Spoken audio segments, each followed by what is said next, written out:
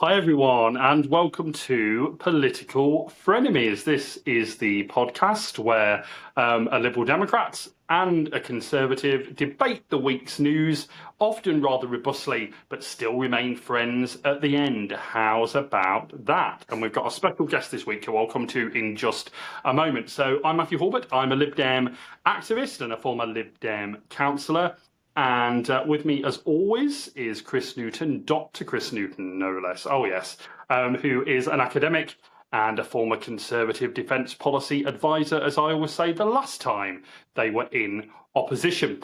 But very exciting news this week, because for those of you watching, you'll see another guy there, and that is Matthew Goodwin-Freeman. Now, as well as being an occasional sparring partner with me on Talk TV, he is also a Conservative councillor and author of a new book, a blueprint, which we'll get into in just a moment. So, first of all, before we allow Chris to speak, let's say hello to Matthew. Matthew, how are you?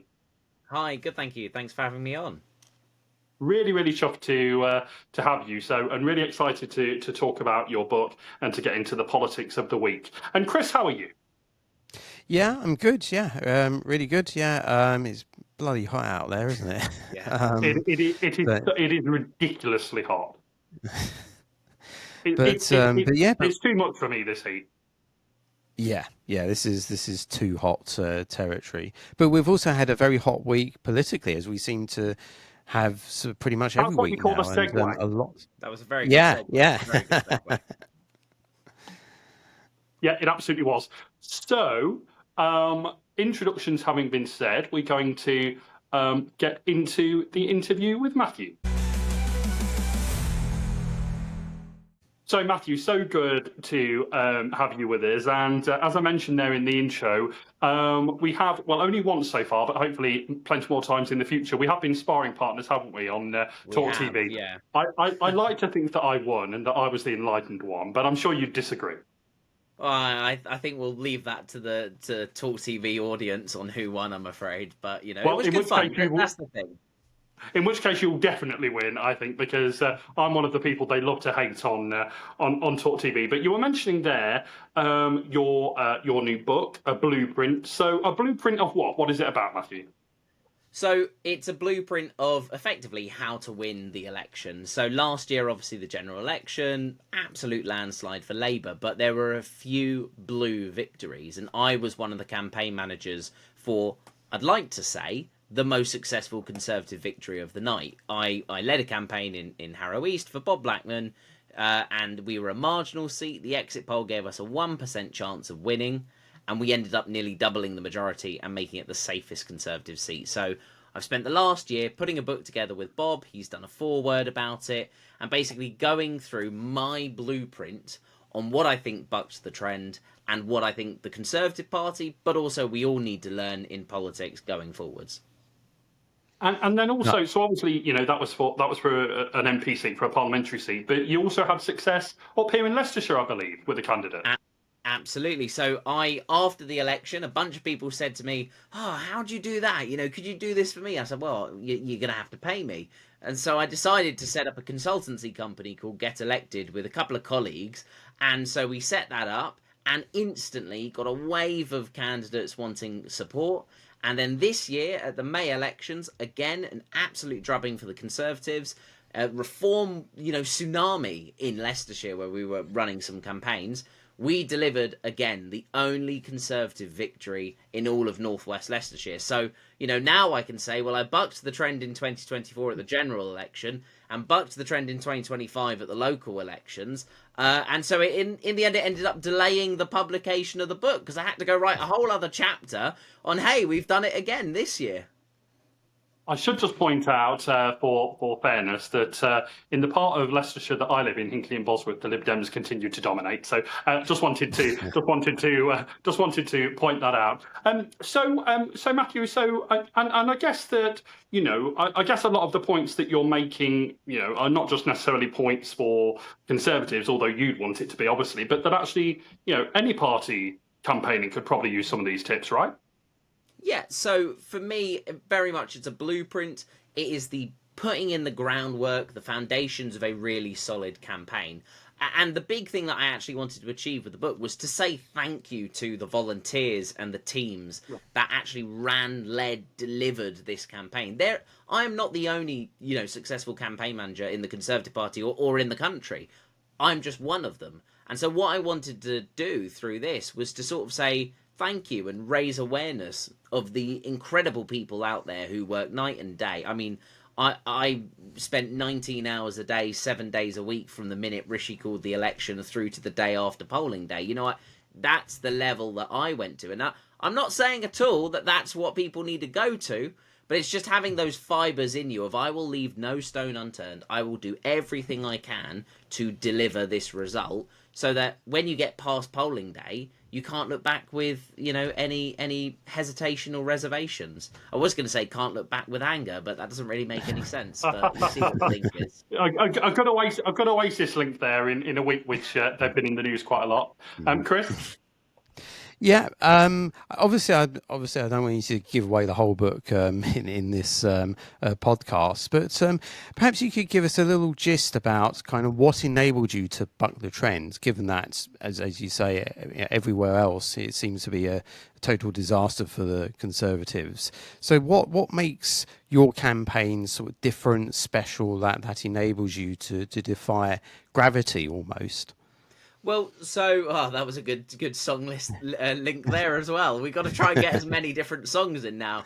I think, from my point of view, it comes down to three things: the candidate, the campaign, and, not to toot my own trumpet, the campaign manager. I do think it comes down to having a really solid campaign planned out, not only weeks in advance, but years in advance.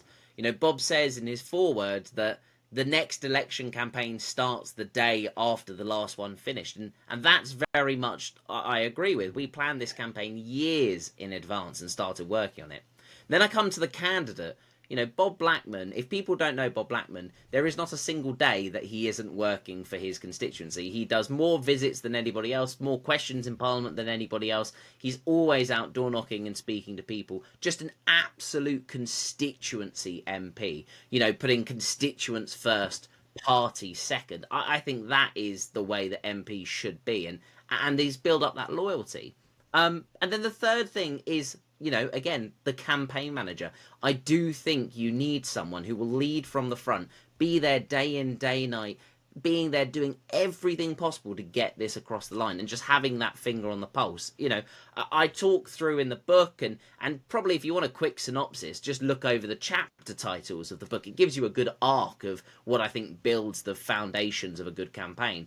But that is my blueprint. And I might be wrong. I may well, other people might say, well, I tried your blueprint and it didn't work. Absolutely fine. But for me, this is what I think bucked the trend last year when, again, the exit poll gave us 1% chance. I remember it vividly, being there at the count. The result came in that it was a Labour landslide, the exit poll, and the little ticker at the bottom going through seat-by-seat predictions, and it said Harrow East, 99% probability Labour gain. And just at that moment, I thought, everything we've done, everything we put into this had fallen apart. But just 6 hours later, there we go. We'll put the link to the book in the description. So if you're interested in buying it, and I do urge people to buy it, then we'll put a link to that as well. Matthew.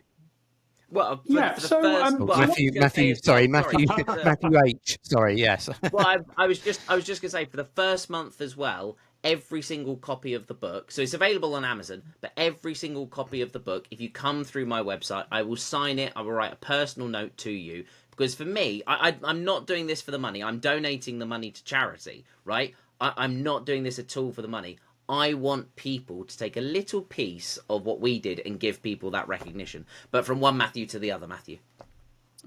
Well, indeed. And you should want to get this book because, the other Matthew there probably has the best hair in all of politics. I should just point that out. It really is something to behold. So Matthew, it's all natural, all real as well, I promise. All natural too, and not dyed. No. So, what about the reform threat, Matthew? Because I mean, I don't know how big that was in that constituency, but obviously, it's an increasing threat for all parties, and perhaps especially for the Conservatives. So, how much of was that a factor in what happened? So this election was very much Conservatives versus Reform in a lot of seats. How many votes had Reform eaten up for the Conservatives, and was that enough to hand the seat to Labour or the Lib Dems or somebody else? For us in Harrow East, every single poll and prediction said that we were losing by 1 or 2% and Reform were eating up 6, 7, 8, 9%. Every single poll and prediction. And so part of the campaign, like I go through in the book, was what could we do to stifle that Reform vote, to stop people voting for Reform, to build that track record for Bob, and to try and get as many of those voters back. I completely get, how disenfranchised people are with the Conservative Party. Frankly, I am too, as a local councillor, as a member, as a person down on the grassroots. There are things that went on in the Westminster bubble that I was, frothing at the mouth about. But we had to turn last year's election into a local referendum on Bob. And so absolutely, we had Reform, we had Independents, we had the Workers' Party, we had Labour, we had everybody, we had everyone coming up against us. And so we had to make very clear, our message was, this election's about Bob, your views on Bob, that's the name that's on the ballot paper. And, I go through the chapter called Scouting Out the Opposition, and it very much is that. Whilst you've got one face looking forward, set of eyes at where we're going and where the campaign is going yourself, you've got to be looking in the back of your head at what Labour and the opposition were doing. And in the end, it must have worked because Reform lost their deposit. Okay, sorry, Chris. Just one more quick question from me. So interesting there what you say, and it sounds like it was very much a personal vote. Does that mean that Bob Blackman can somewhat be more independent in Parliament of the Conservative grouping? So Bob has never been a minister, never been a Secretary of State, and he will always say that's because he will call out things when they are wrong. Bob has, voted against the party line many, many, many times. And again, doing what his constituents want ahead of what the party wants. And I really do think right now with the state of politics, we need more people like that. We need more MPs who go, my constituents have said they want this. That is what I will vote for. I don't care what the repercussions are. And Bob had, at the time of the election last year, been doing it for 14 years as a member of Parliament. He had been a local councillor in the neighbouring area for 20 years beforehand, leader of the council, deputy leader of the council, our London Assembly member for years. He had built up a really, really clear track record of being from here, for here, putting here first. Yeah, and I think that just goes to show the importance of having, as you say, the right candidate, and the candidate having sort of real experience at different levels of politics. And I think because, the sort of the stereotype of the modern politician is, very much gone through the sort of university special advisor route, but we probably should go back to the more kind of independent, people who've done things sort of beforehand, before entering Parliament. So I think that's something really to take into account. On the opposition, you mentioned sort of you're scouting the opposition. Now there is this debate within the Conservatives about should it face more towards Reform or should it face more towards the Lib Dems, given that the Tories leaked votes to both parties at the last election and continues to do so in council elections. Is that the right way of framing it? Is your formula replicated in both scenarios, or is there a way to square that very difficult dilemma with that the Tories face? Yeah, so the Conservatives at the last election drained votes to anybody. People were so fed up of 14 years of Conservative government, people voted for whoever the next best option was. We lost to Labour, Reform, Lib Dem, Green, Independent. We had votes go to everybody. So there is not a simple solution to get the Conservative voters back. And this is the problem we're facing. Do we jump to the right and try and be Reform light? In which case we are signing off those middle grounds, Conservative Liberal voters forever. Do we go to the centre ground? And in which case, we are losing those reform, hard right voters forever, the strong Brexiteer cohort. What do we do? And I think for us as a party, and as I talk about in the last parts of the book, I very much go from before the election, during the election, reflections after the election. In that last part of the book, I spell out the things that need changing in the Conservative Party, and also, because I'm happy for it to be open and out there, the things that anybody could pick up on as a party to improve things. Because from my point of view, we need more people involved in politics, directly involved in politics, but also better quality of candidates and people involved. And if the Conservative Party won't listen to it, if the Conservative Party won't listen to the advice of people like me and hundreds of other campaign managers who have managed to win, then frankly, maybe someone else will. But that is the circle that we're trying to square. Do we jump to the right? Do we jump to the left? Does anyone even care what we say at the moment, being in opposition, when Reform are the ones leading the narrative and leading the news agenda? That is the dilemma we face. And so you find out what my thoughts are, at least by the end of the book. And one final question from me on this part of the pod. So, I said that we've debated on TV and it was great fun. We're both quite kind of independent of our parties and prepared to be critical of it. For me, that's a bit easier because I hold no elected office. How do you find that? I mean, do you get some pushback? Well, you can imagine being a local councillor, as well as being on TV, doing news, as well as writing a book. You end up with people going, look, stay in your box, calm down, spend the next 10, 15 years getting your feet under the table. I won't. I frankly won't. I will stand up and say what I feel. I will stand up and say what I believe to be right and what my constituents believe to be right. And I will do things how I want to. And, if the Conservative Party decides that they want to suspend the whip from someone who's working hard and trying to deliver, go for it. Frankly, I will keep doing what I do because I think it's right. As a local councillor, all of these different hats I've got on, being a local councillor, being part of an association, chairman of an association, working for a member of parliament, helping the party, all these different things, yeah, it blurs across the line. But I see that as a benefit. I think it's good for the Conservatives or for any party to have an activist or someone helping who has, their finger in all of these pies, is able to pull things together and maybe make a difference where, individuals might not be able to. So, the baton's out there. If they want to punish me for saying what I think's true and saying what other people think is true, that's fine. But I know that I'm speaking from the heart, what I believe, what I really, really care about.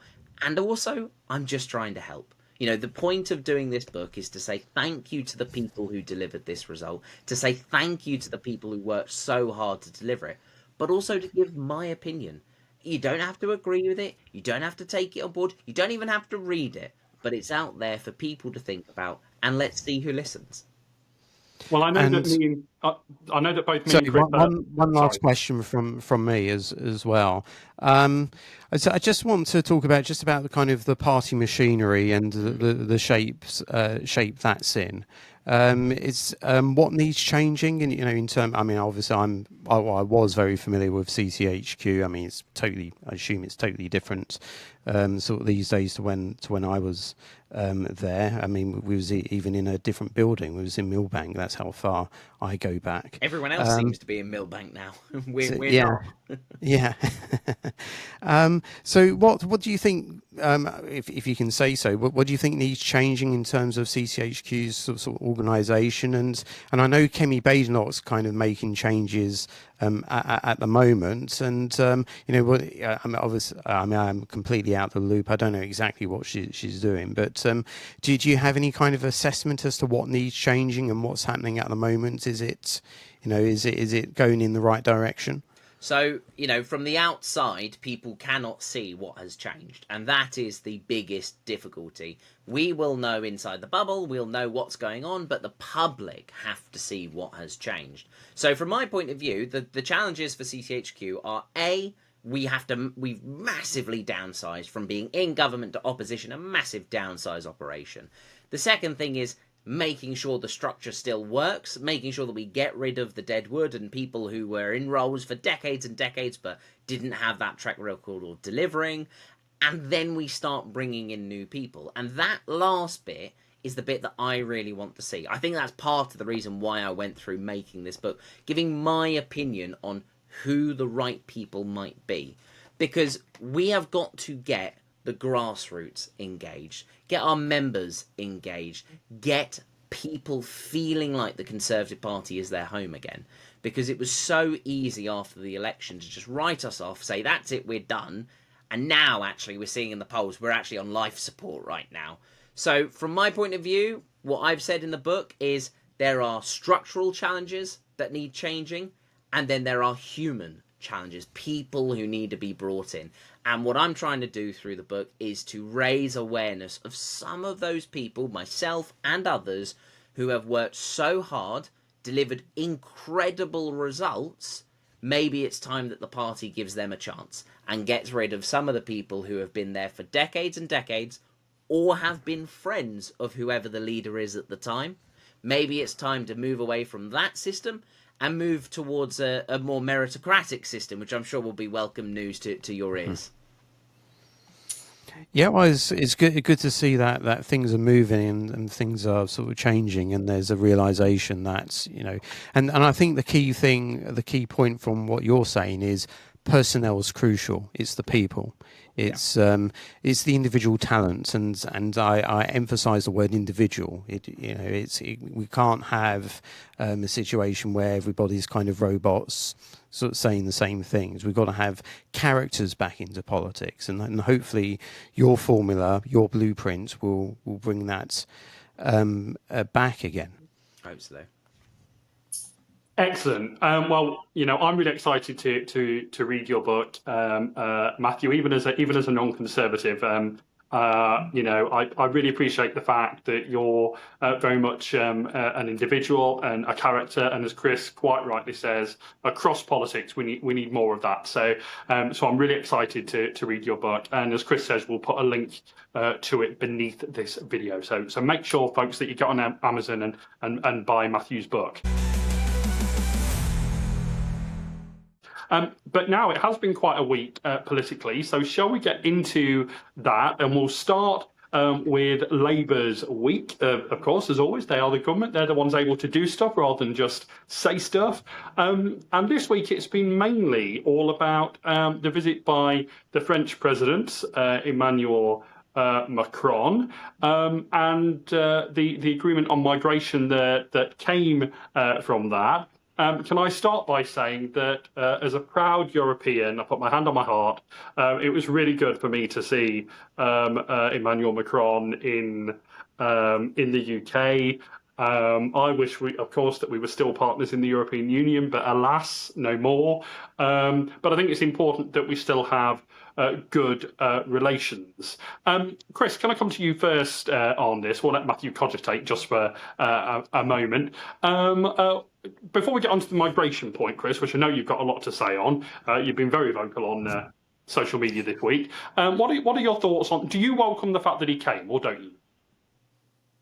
Well, it's always good to have leaders coming over and to have this these big occasions, and of course there was a lot to talk about besides migration. You had Ukraine, you had other defence related and diplomatic related aspects as well to talk about, and there was a lot of defence related aspects to the announcement, the nuclear deterrent, more defence cooperation, and so forth. So it's always good to talk to fellow leaders and to get the and to establish new agreements and new links and so forth.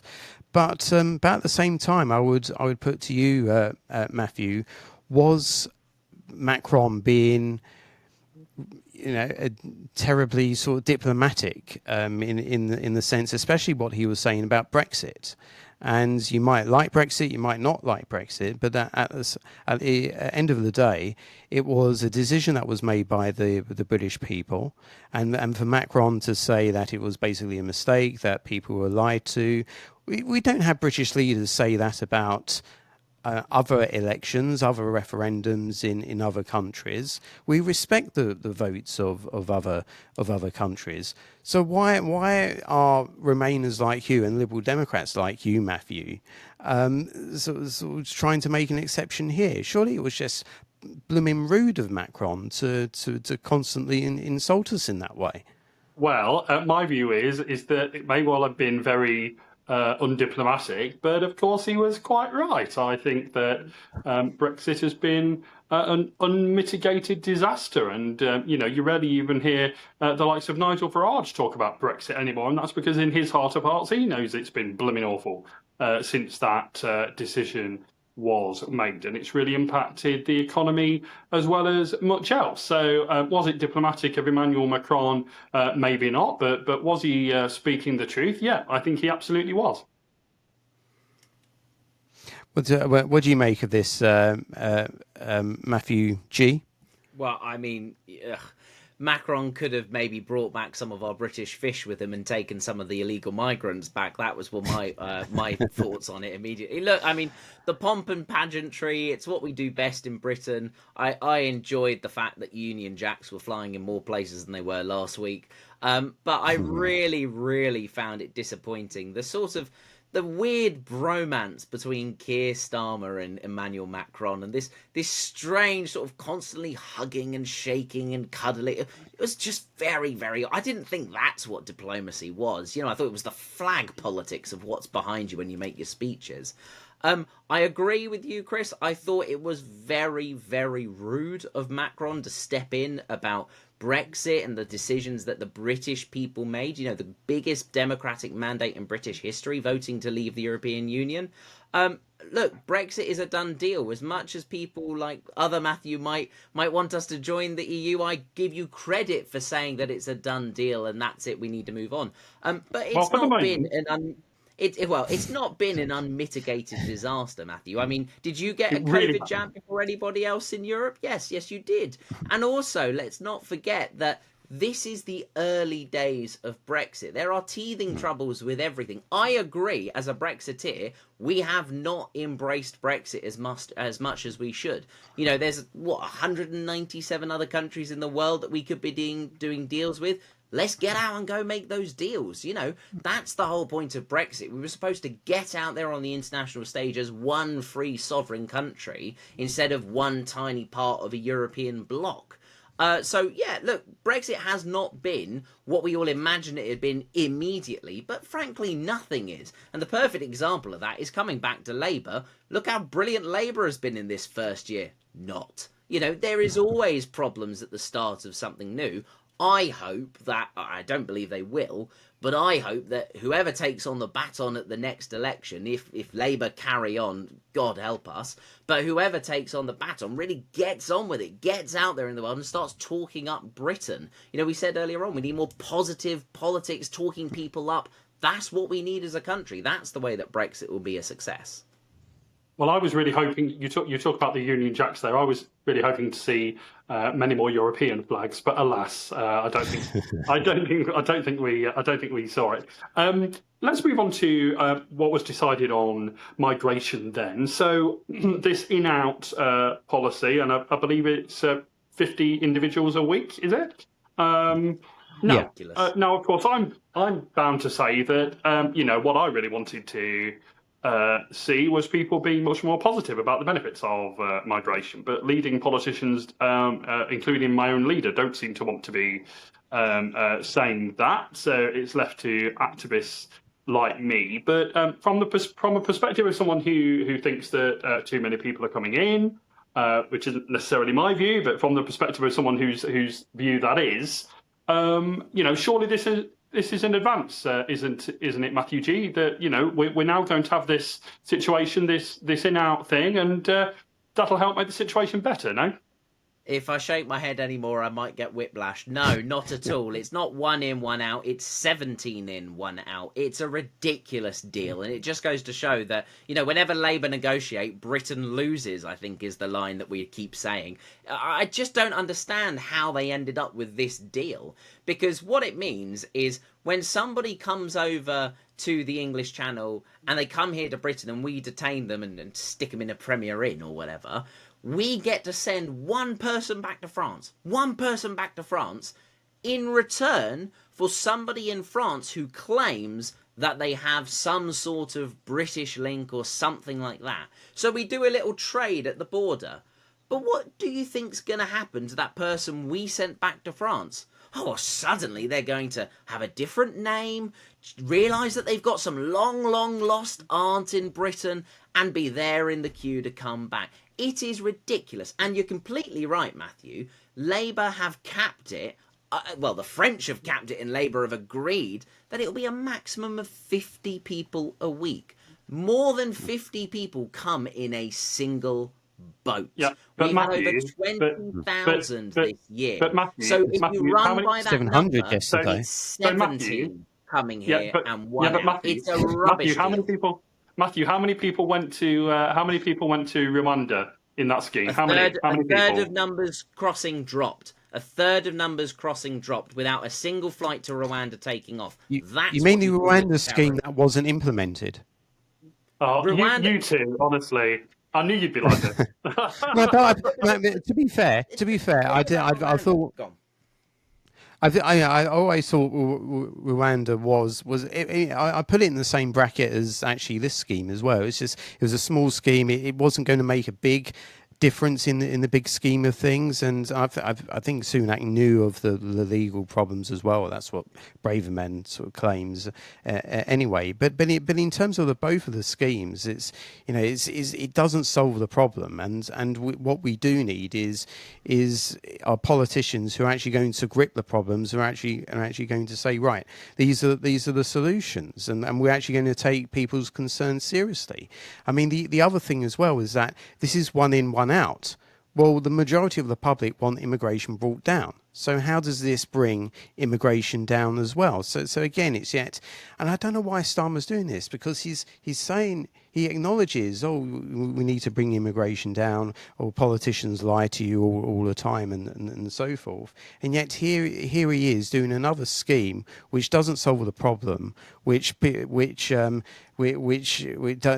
ultimately sort of deal with the solution, doesn't even bring immigration down. And what the result of this will just be people being pissed off even more with Starmer and with politics in general. The problem is, unlike the Rwanda scheme, sorry, Matthew, unlike the Rwanda scheme, right, this will not see numbers drop. The Rwanda scheme, in its first year without a single flight taking off, 33% drop in the number of people coming over and making crossings, because they knew there was a threat that they could be going off to Rwanda. That's what you call a deterrent. What we're going to get here is people going over and turning up in Calais and then suddenly discovering, I've got a British connection or something like that. It is not a deterrent. It is almost a fast track, because people just have to turn up and prove that they've got some British connection, and there you go, you can go over. It's ridiculous. Yeah, so Matthew, in response to what Chris was saying then I'd like to get your reaction to this. Chris says we need to have politicians that tell the truth. Here's a thought. How about a politician, and I'm sad to say that even my party's spokespeople don't say this, that says this, that we need migration, that the NHS and many other of our public services would fall apart without migration, and that there should be many more safe and legal routes for people to legally claim asylum. How about a politician told that truth? How about that? Well, the fact is that no illegal migrants coming to the UK make a net contribution to the UK. So that's the end of it. So look, yes, absolutely, there are some migrants who come over in legal ways and make a massive contribution to the UK. Completely brilliant. None of us are saying that we want that to stop.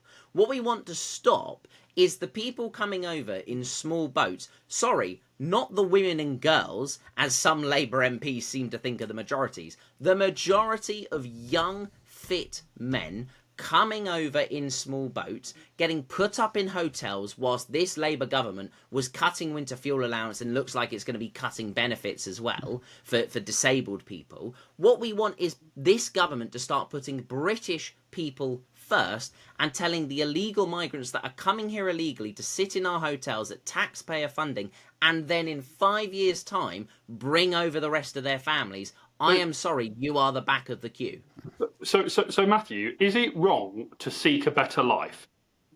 It's not wrong to seek a better life, but why don't you go use a legal route and apply for a visa?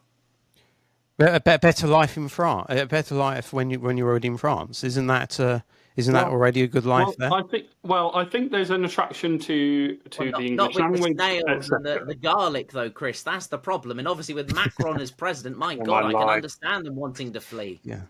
Oh, yeah, God, the amount of time he talks, I mean, blooming hell. I mean, that's enough to drive anybody out of the country, isn't it? Really?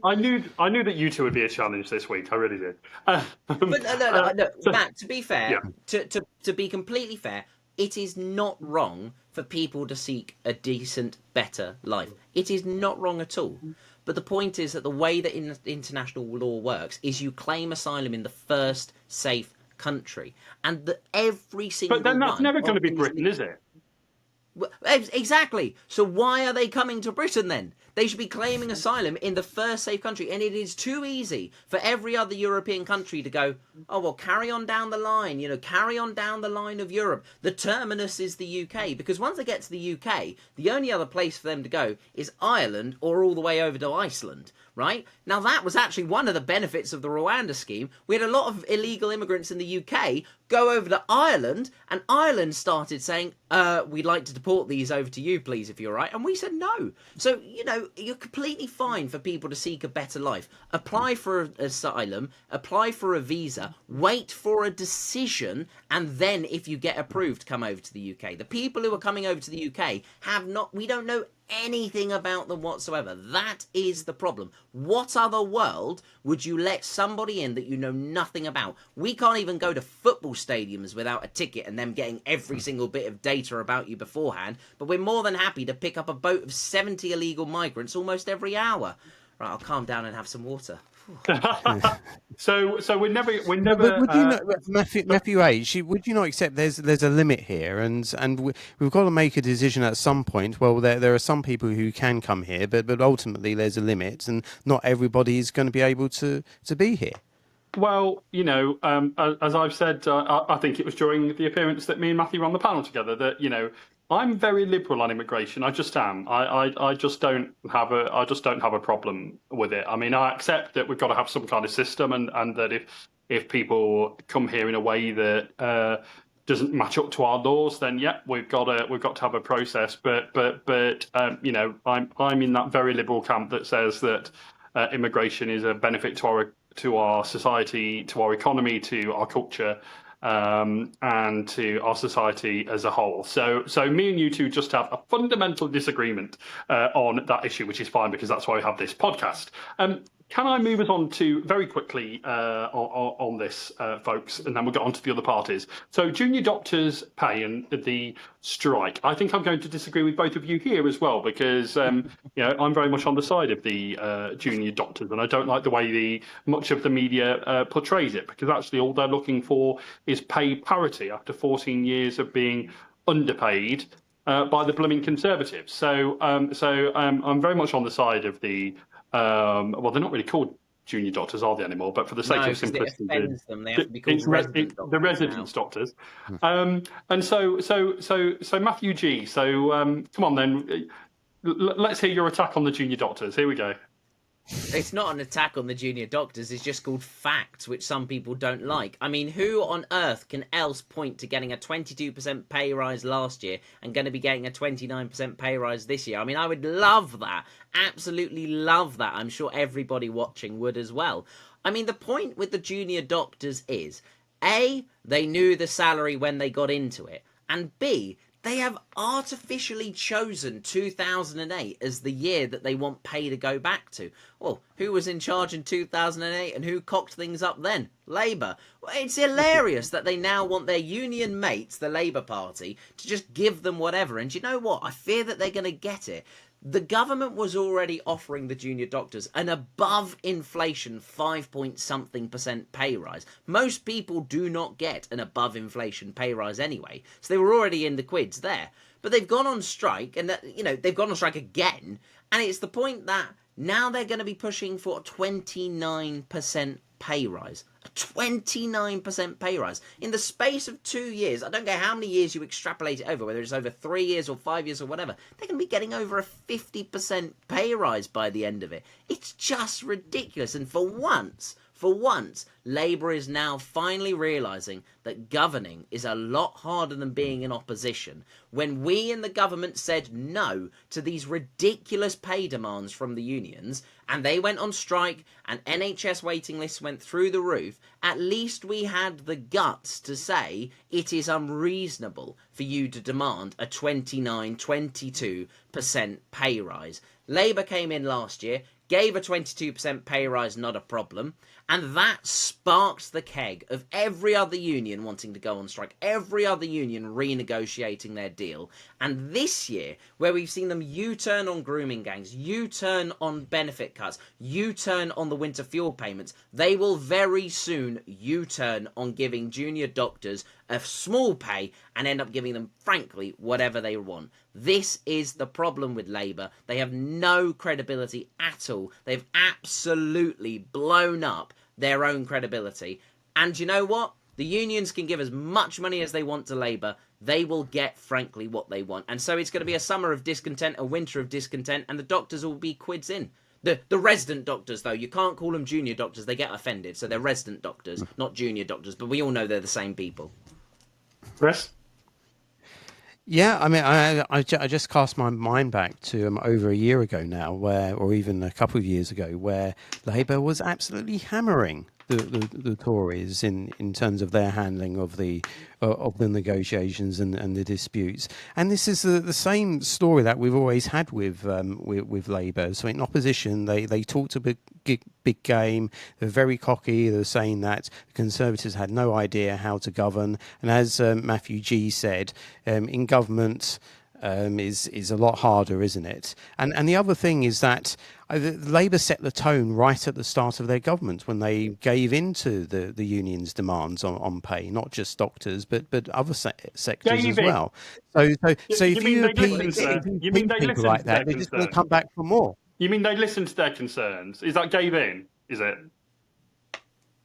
Well, they listen. Well, they could listen to them, but at the end of the day, if we didn't have the money to have that sufficient pay rise, which in reality we didn't. That's why the finances are in a mess at the moment. They should have stood up to them. I look forward, Matthew, to you explaining to the pensioners who have lost their winter fuel payments this winter that it was because the government could pay the junior doctors more money after having a 22% pay rise last year. The richest pensioners. I mean, let me get out. Because every single pensioner is a millionaire. This is the problem. Every single pensioner is apparently a millionaire. You go tell that to the pensioners who were freezing this winter when just 300 quid would have helped keep their heating bills on. That is the problem with the argument about pensioners. You assume that every single pensioner is a millionaire living quids in. Just the richest pensioners.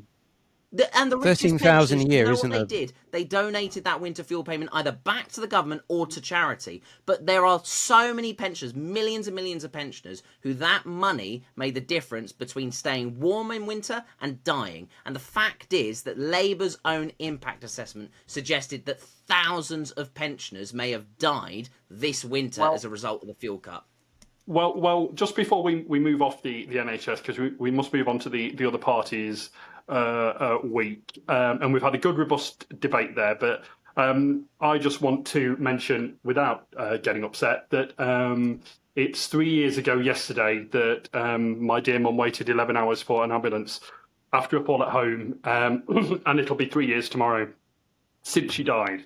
And as you know, I campaigned my arse off these past 3 years trying to get change in the NHS. It may not be change necessarily that the both of you agree with, but I just miss my mum terribly, and no one else should have to go through what mum went through. And I just really want to, put my hand on my heart and say that I really miss my mum, and I hope that my campaigning has had some effect. So I really just hope you don't mind me saying that, but I just thought that that I should. Matt, No, okay. I didn't know, but also my mum sadly died 3 years ago before she even got to see me being a councillor. And again, at the failures of the NHS. She had been, diagnosed as a brittle diabetic as a kid, gone through all stages of mental health issues, alcohol issues, addictions, all these sorts of things. And we as kids were crying out to the system to say, please listen, she needs help or else she's going to die, and that's not going to help any of us. And the saddest thing was, just before I became a councillor, she was finally turning that corner and going, do you know what, I'm going to get better, I'm going to sort things out. And she died literally months later. So, we fought and thought that we would go after, the changes in the NHS afterwards. And it's never happened. But I'm so sorry to hear your story. And I hope that my story, ironically, is a very similar one in the fact that there were failures in the NHS that we need to change. And I hope, the ministry I'd love to have is to be health secretary, because then I can make sure the failures that let down my mum and left me without a mother are fixed, and likewise for you. So I'm so sorry to hear that, but obviously, I sort of, in a weird way, we're both in the same boat there. Indeed. I should also point out, though, that in March this year, when I didn't realise that I was a type 2 diabetic, I came close to dying, and the NHS absolutely saved my life. So, sometimes the NHS really works, sometimes the NHS really doesn't work. It's just not consistent. It's just not consistent enough. Let's move on to the. I just want to say, I'm very, very, very sorry for you both, and I can't imagine sort of what you went through, but you have you have my sort of best thoughts and wishes.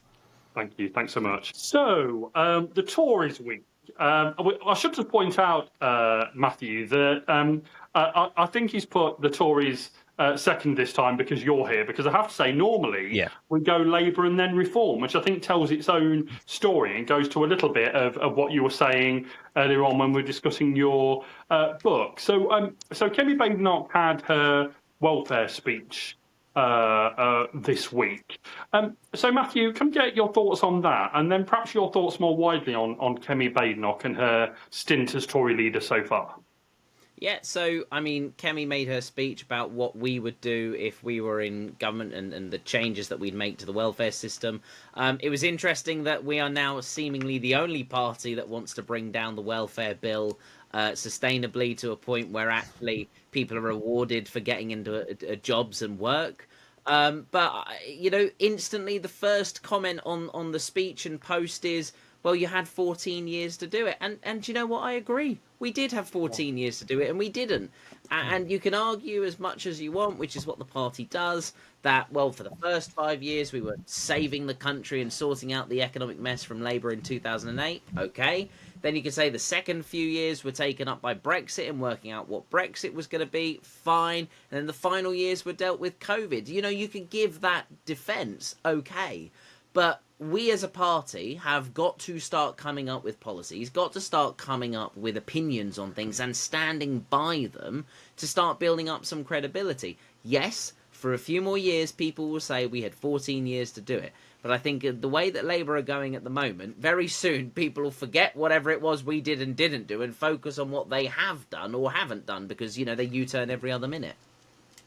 What do you make, Matthew, of the fact that the Reform are doing something? We'll get onto their week in a minute, but I'm asking you in terms of the Tories' response to this. That they're doing something quite interesting, and me and Chris have reflected on this a number of times on this podcast, that there seems to be, for quite a sizable part of the electorate, a sweet spot, which is economically left, in as much as they want to see investment in public services, etc., but culturally right. And Reform seem to be trying to place themselves there. I mean, what should the response to the Tories to reform from the Tories be to that? Well, do you know, I think you've hit the nail on the head, and that's something that I've been saying in the groups that I'm in as well. The reform, the easy hitline for reform at the start were, well, they're just a harder right version of the Conservative Party. But actually, I think reform have shrugged off their sort of far right, label. They have become, as you said, economically left, culturally right. And that has sort of broken every single mould that we thought politics was and changed it from the left-right debate to almost just being, do we believe in something or do we not? And Reform will do whatever they can drape in the Union Jack, it seems like. So they were happy to save, British steel. British steel is the argument they made. It was a British institution, we've got to save British steel. But then at the same time, they believe in massive government spending if it's in the national interest.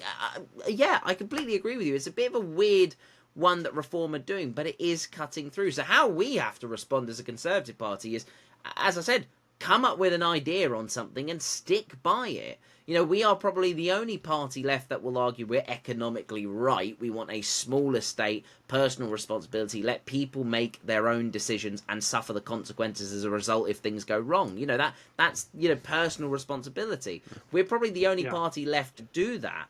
But that we shouldn't knee-jerk react to Reform. That's what I plead with the Conservative Party. Don't just react to Reform. Come up with our own stance. But isn't there a worry that, to quote from Theresa May in 2002, that you come to be seen just as the nasty party? I mean, I think people think Labour are the nasty party right now for cutting winter fuel, cutting disability allowances, not having a national insurance, whacking up national insurance, taxing the farmers, not having a grooming gangs inquiry, then having a grooming gangs inquiry. I don't think we're going to be the nasty party for much longer. But look, people have called Conservatives far worse. Being a young Conservative, growing up saying, yeah, actually, I think I'm believe in the Conservatives and Conservative Party.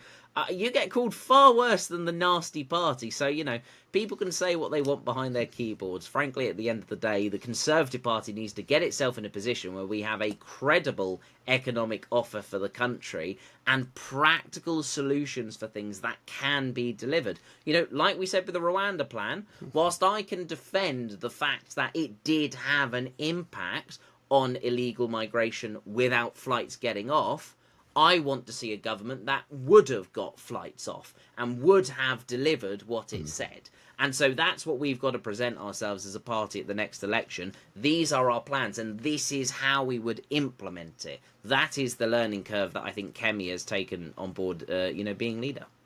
I think you're right in the sense that you've got to be very, if you're going to make an argument for sort of more economically right policies, then firstly, you've got to admit that it's going to be an uphill battle because the political zeitgeist, as Matthew H alluded to, is left. So you have to be very consistent. You have to plug away at making the arguments for that, continuously. I think you can frame them in a different way. I think sometimes the Tories aren't very good at kind of framing the moral case for a lot of kind of traditional economic policies. So on the welfare policies, there's a very much an injustice in the sense that people who take from the system are depriving resources and money to people who really are sort of in need and do need the money as well. So I think on those sense, those are sort of interesting points and perhaps points to consider.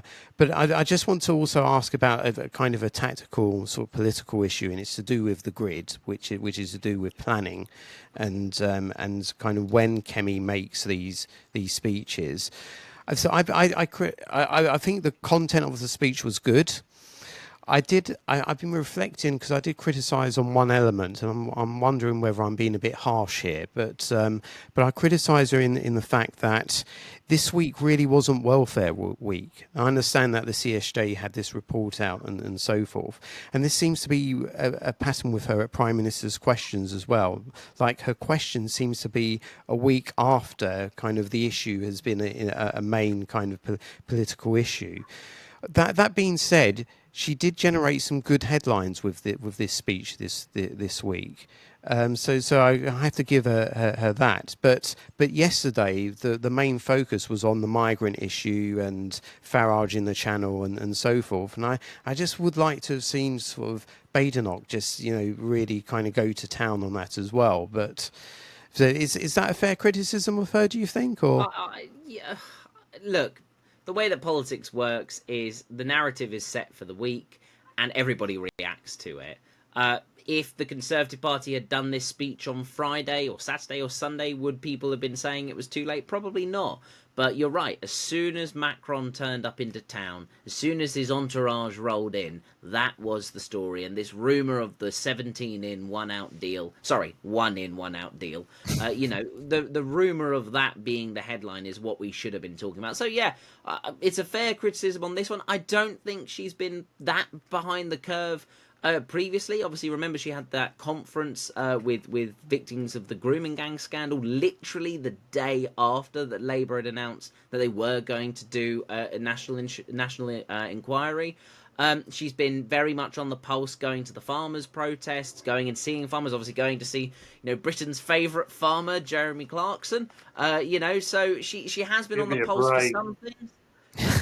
But, unfortunately for this one, I agree. By the time it got round to say, right, we're going to have a conference and a speech on, the welfare decision, the agenda had moved on. So on this one, I think it's a fair criticism. Matthew, can I get your reaction? And this might be the final question on the Tories week. Really interesting this week. You're going to ask me about Clarkson.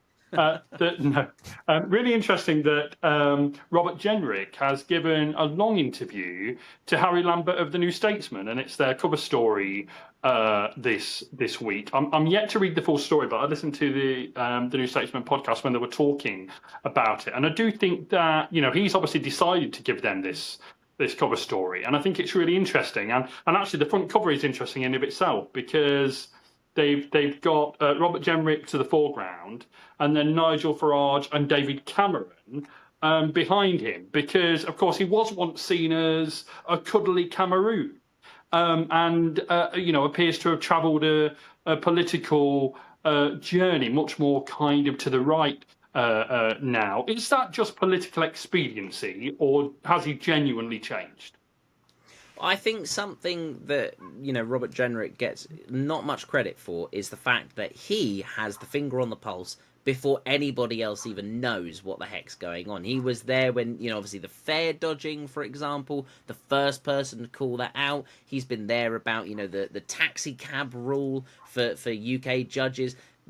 Robert Jenrick, credit to him, says and does videos and speeches on things that the public believe and the public feel, someone needs to be talking about, but nobody will.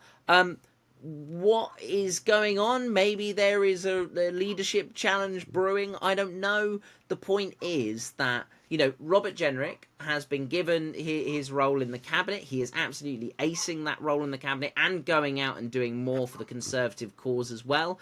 I would hate to think what a state we would be in as a party and where we'd be in the polling if Robert Jenrick wasn't in the party and doing any of these videos. And what do you make of the fact that perhaps counterintuitively he's given this interview to the left-leaning New Statesman? It's another interview that some people will read, some people won't. Politicians do lots of things all the time that people will and won't read, or even remember or care about come the ballot box. Look, politicians go out and do all sorts of things. He's decided to do an interview to the New Statesman. They've run with that headline about him, Farage and Cameron. Farage even saying that apparently he's to the left of Jenrick now, or that's where Jenrick's trying to be portraying himself as the proper Nigel Farage reform sort of guy. who knows? Nigel Farage, Robert Jenrick, many have said that they should, cuddle up and be a part of reform together. I, for one, think Robert Jenrick is a brilliant communicator. He's got a finger on the pulse when it comes to topics, and I'm grateful that he's in the Conservative tent and speaking about these things that people are really caring about and setting the agenda. Very often, we don't get listened to. The media focuses on what Labour want and what Reform want. I mean, you guys yourself normally put Reform second in your list of parties to go through. So for once, I'm grateful that Robert Jenrick is getting us a little bit of headlines and a little bit of attention in a world of media where we don't get it. It's interesting that Farage gets mentioned in so much of. I mean, much to my sadness, because obviously, I can't stand his politics. But the guy, I have to give him credit that he puts himself at the centre of everything, and he's mentioned in every conversation in terms of politics, almost whatever you're talking about.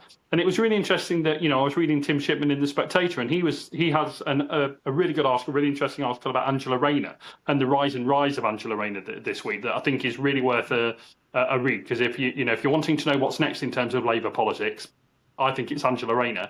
But he had a Farage quote about Angela Rayner in this piece, and Farage said, and good on Farage, because I think he's quite right here.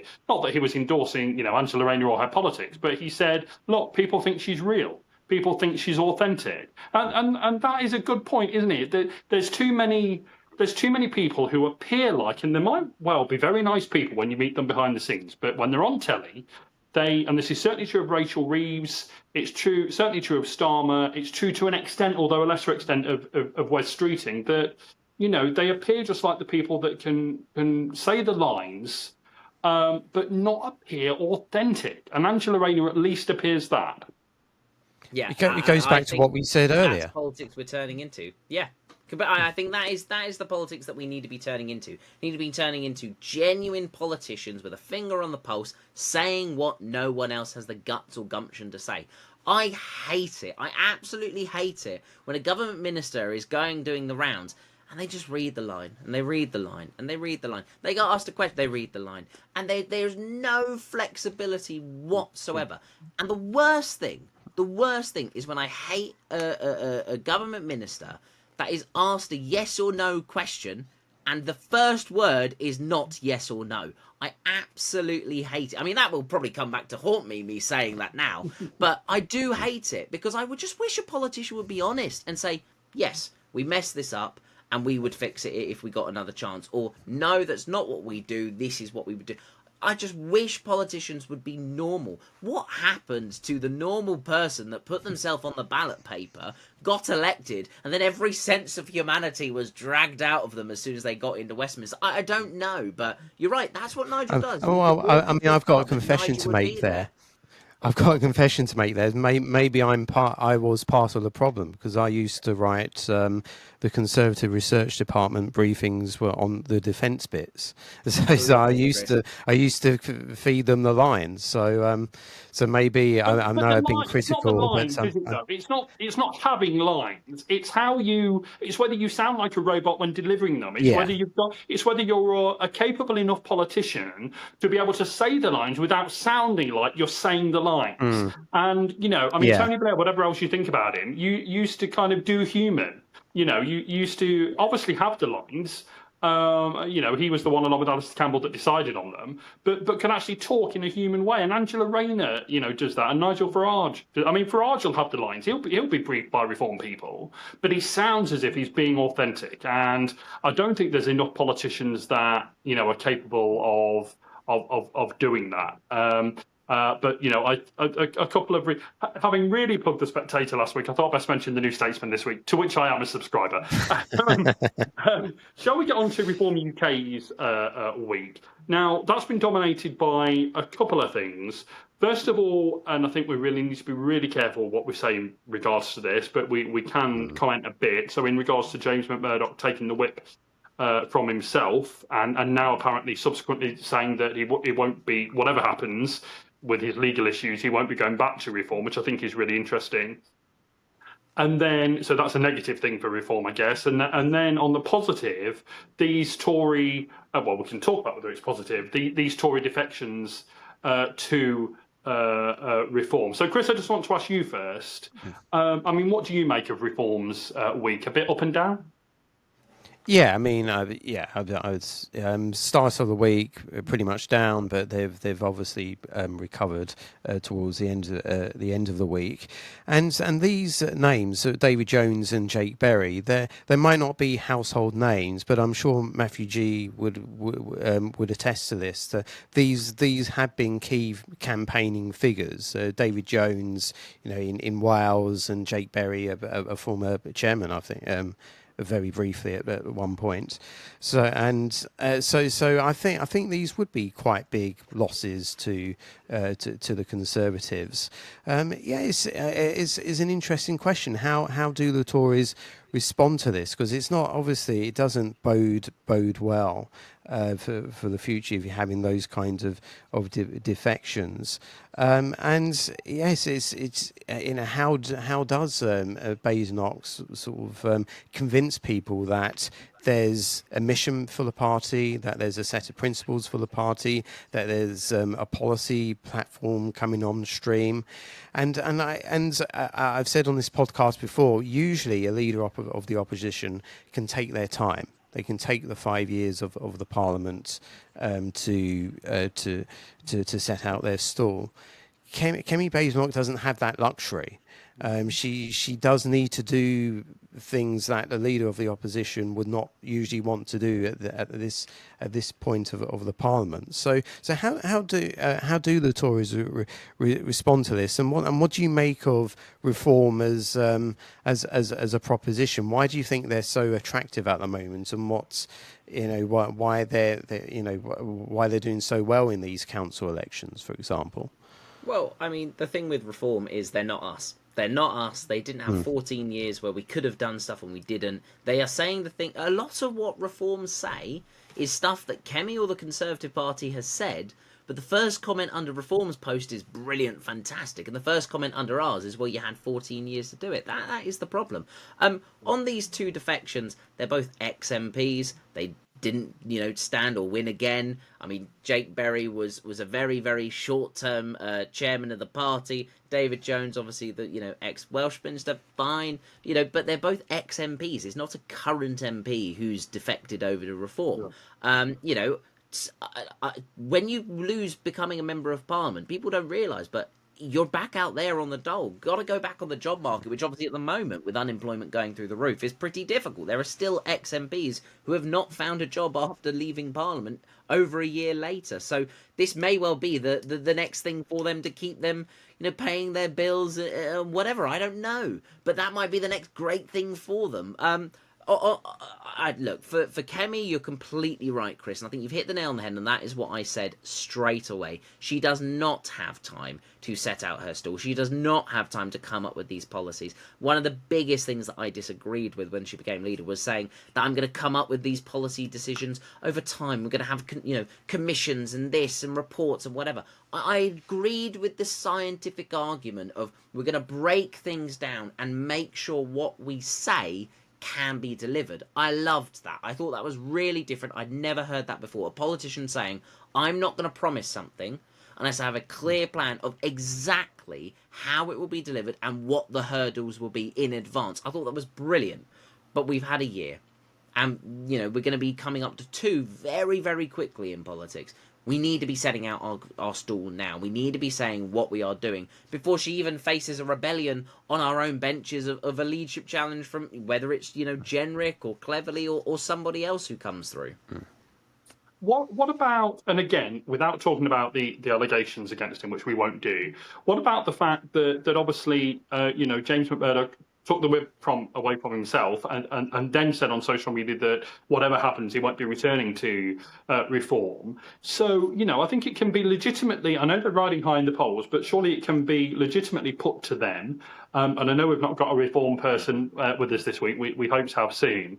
But it can legitimately be put to them that, they can't even control a parliamentary party of 5, let alone potentially run a country. I mean, me and Chris have both said this previously, that in many ways they're very effective, and Farage is very effective, but organisationally they're weak.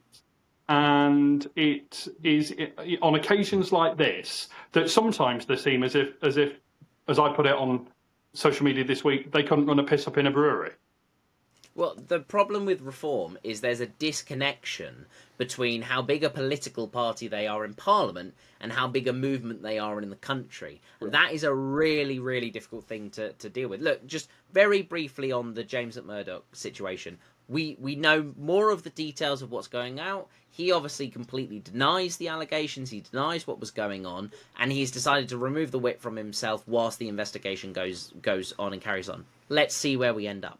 What I thought was really interesting was the fact he said he will not take the whip back if he is completely acquitted. Everything's fine. He won't do it. And I think that this plays into Reform's hands, not actually James Murdoch's. Mm-hmm. Because Reform have always said they did not vet him. He was not vetted at the election. They had a lot of candidates that were not vetted this time around, last time around, the first time.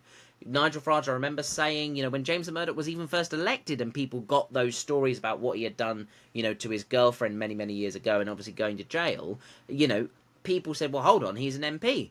And Nigel said there and then, we paid a company to vet candidates and they did not do it. And we're now going after the money back. So from Reform's point of view, James Murdoch should never have been a candidate and an MP in the first place. So it actually has almost worked in their favour to say, right, well, you're suspended whilst this investigation goes on. And for him or them, I don't know whether they've agreed it behind the scenes, to go, no matter what, you're not coming back. You should not have been an MP in the first place. We've actually seen that this time around at the local elections this year. Reform had to very quickly find a ton of candidates, again, said that they went and got out a vetting company to go and do it. And the vetting company did not, again, complete all the people. Now, whether that's true or not, you've seen a lot of councillors for Reform who've become councillors at anywhere else or any other party. They wouldn't even be on the list. And so, again, this is the trouble when you're trying to grow an organisation as quick as possible. A plant will only grow as fast as it can, no matter how much water you throw under it. I never thought I'd come up with that sort of an analogy. But, it paints the picture very clearly. Trying to build a political organisation is not easy. The Conservative Party is the oldest and most successful political organisation in the world's history. Well apart from the Canadian Liberals. And we still have problems when it comes to, our prime ministers and our leaders. But Reform are very much running before they can walk. The question is going to be how they professionalise over the coming years, and if they can almost get rid of this first tranche of candidates and councillors and start afresh once they actually have a proper vetting process in place. Well, actually, I saw a report this week, and I don't know how true it was, in one of the national papers, saying that Nigel Farage has apparently said to his members that they're relaxing the vetting rules for their councillors, that he thinks it's been too harsh. So, I mean, goodness knows where that leaves them. Can we, if it's all right, turn to the Lib Dems week? Because ordinarily, I should just let you into something. Matthew, here, that Mr. Newton there, Dr. Newton, quite likes to, when he sends me the brief, God bless his heart, he quite likes to put Lib Dem week and then just a question mark underneath it to suggest that we never have anything to talk about. But this week we actually we do. Yeah. I thought it was going to be weak as in WEAK. Deary me. But no, this week, and I think on my Substack and my social media, I've actually covered this and done more of the reporting on this than any other media source, which sadly didn't seem particularly interested, which I think says a lot as well. That this week we saw Christine Jardine, who's one of our Scottish Liberal Democrat MPs, sacked by the party leadership from her front bench positions of Scottish spokesperson and women's inequality spokesperson, because she defied the Lib Dem whip on a vote on welfare this week. And this has caused, within the Lib Dem world, this has caused an outrage, because Christine Jardine is much beloved of the Lib Dem membership. She would say, and I would agree with this, that she was voting in line with the party's values, and that she couldn't understand why the whip was to abstain. It was on a Tory amendment, which would have, no guesses here for guessing what the Tory amendment would have done. It would have cracked down even harder on the most vulnerable people. Christine voted against that when the whip was to abstain, and she's been sacked from her front bench positions. And as I exclusively reported on my Substack yesterday morning, a Lib Dem MP, I won't be saying who, it's a private source, but a Lib Dem MP said to me yesterday that the things had been handled dreadfully, and there was significant disquiet amongst the Lib Dem party in the Commons. There's certainly disquiet amongst the base of the Lib Dems. There's an open letter which I've signed calling for Christine Jardine not only to get her positions back, but for the party leadership to apologise to her. But today we've seen her replaced. But even this was interesting. There hasn't been an announcement, as far as I know. There's been no press release go out that I've seen. But someone alerted me to the fact that on the party website, it's been announced who is now holding those positions. Susan Murray, one of our Scottish MPs, who is the new Scotland spokesperson, and Lisa Smart, who's the new Women and Equalities spokesperson.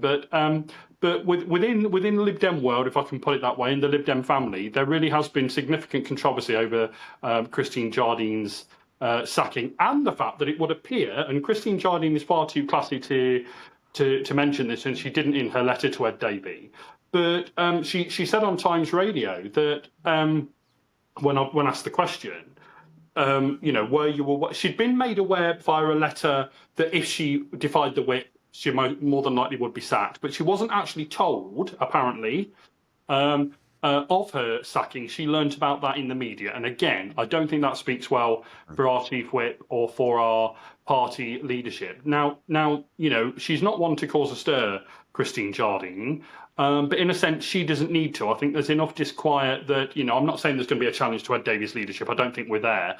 But this really has caused ruptions in the Lib Dem world this week. So I don't know if either of you two have got any thoughts on that, or if you just want to be very thrilled that there's this controversy going on in the Lib Dems.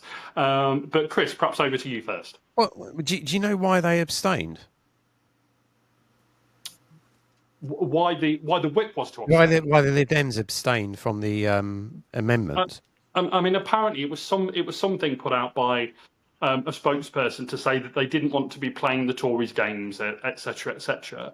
But again, it's my view and the view of many in the base of the party that Christine Jardine was absolutely voting along with the party's values and the party's principles. So goodness, it's often a criticism, and Chris will know this. It's often a criticism of mine of the party, and I understand a bit why this is the case, but it still annoys the heck out of me that our leadership are running scared of Tory voters. They don't want to frighten the horses. They know that there's many more Tory seats to try and gain at the next election, and they don't want to do anything that might be seen as any way controversial. My view is, there's no point being in politics if you're not true to your values. And, I'm aware of realpolitik as much as anyone else. Of course I am. But equally, I think there's no point being in politics if you don't stick to the values of the party. So in answer to your question, Chris, I have no idea why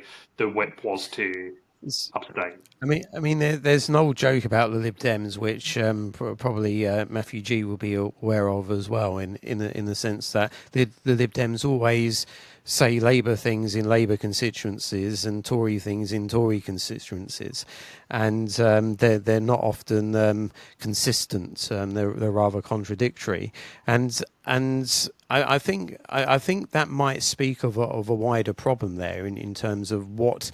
You often say this about Labour. So what are the Lib Dems for, and what do they stand for, and how do they distinguish themselves from Labour as well? So I think that it might be the first little rumble there of trouble there, and I do think the Lib Dems do need to be.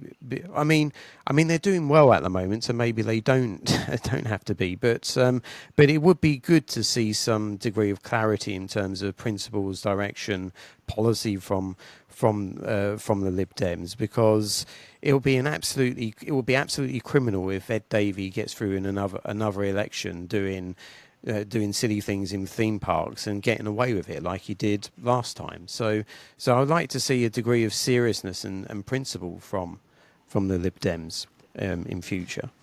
Matthew? As much as, you know, I could make as many jokes about the Fib Dems right now, as Chris alluded to, saying one thing in one constituency and another in another, I might just instead get a bar chart to explain things.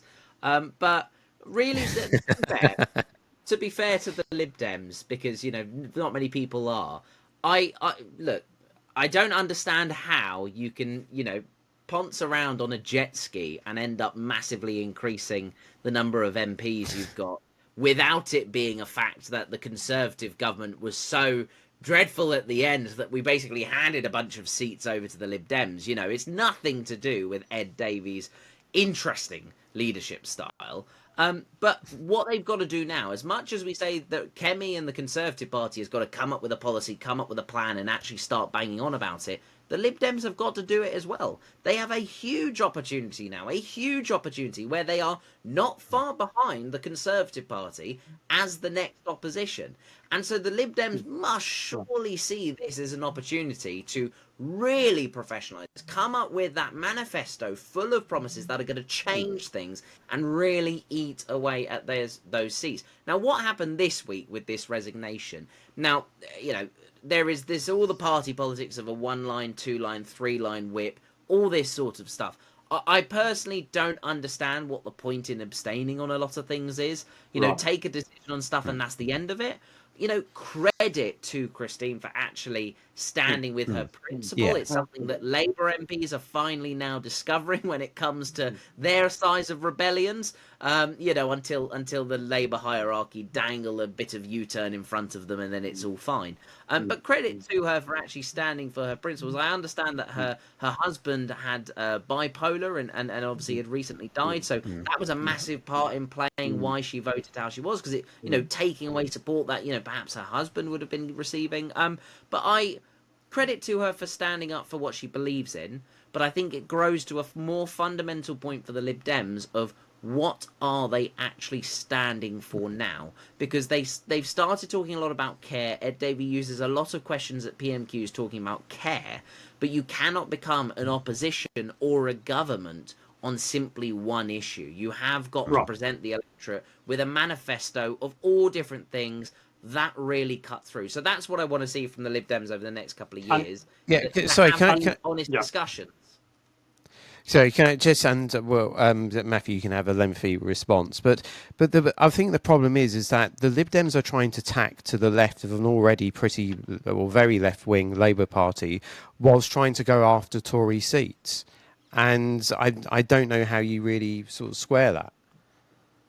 Well, indeed, and I don't know how you square that either. And as someone, I mean, you know, it makes me laugh because I'm not. I know you think I am, Chris, but I'm really not especially left wing. I'm just on the left of the Liberal Democrats, you know, and you know, I'm sure that some in the party think that I'm some kind of left wing radical, but I'm really not. You know, I'm fairly centrist on some things.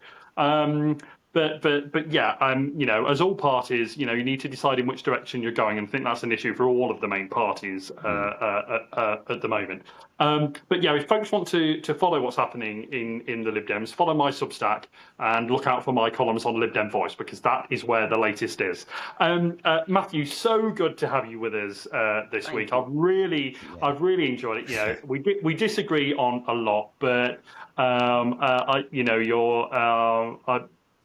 your enthusiasm is fantastic, and you know, more power to your elbow in terms of everything, and with the book. And I very much hope that we're paired again on talk soon. Yeah, I hope so too. And the main thing I want to say thank you to you guys is the fact that we can actually have a debate about stuff. So much in politics now is argument. And I used to run with the tagline of, I will debate you. I will debate people on anything, but I won't argue. And there is a difference between the two. a debate. We want to have a genuine, honest discussion about stuff. Try come to a reasoned argument, and if we have to, agree to disagree. But arguing is just what happens on Twitter or X or whatever we have to call it now. So, no, thank you to both of you for obviously having me on. You know, I will make sure I send you both a copy of a blueprint as a little thank you as well. But a massive thank you for having me on. I'd love to come on again in the future. And yes, I hope we're on talk at some point. And Chris, if ever on GB. Well, I was just about to say that, you know, I mean, I'm sure that our audience will really enjoy the fact that your appearance this week, Matthew, and I'm sure that and I'm saying this without having consulted Chris, but I know that he'll agree that we'd love to have you again on again soon. Yeah, definitely. So, folks out there, make sure you do all the internety things: like, subscribe. Follow us on @Frenemies on Twitter or X or whatever the heck you call it. And we've got lots of guests coming up in the pipeline from across the political spectrum. So, do stay tuned because it's going to be really, really interesting. And so from Matthew, it's goodbye.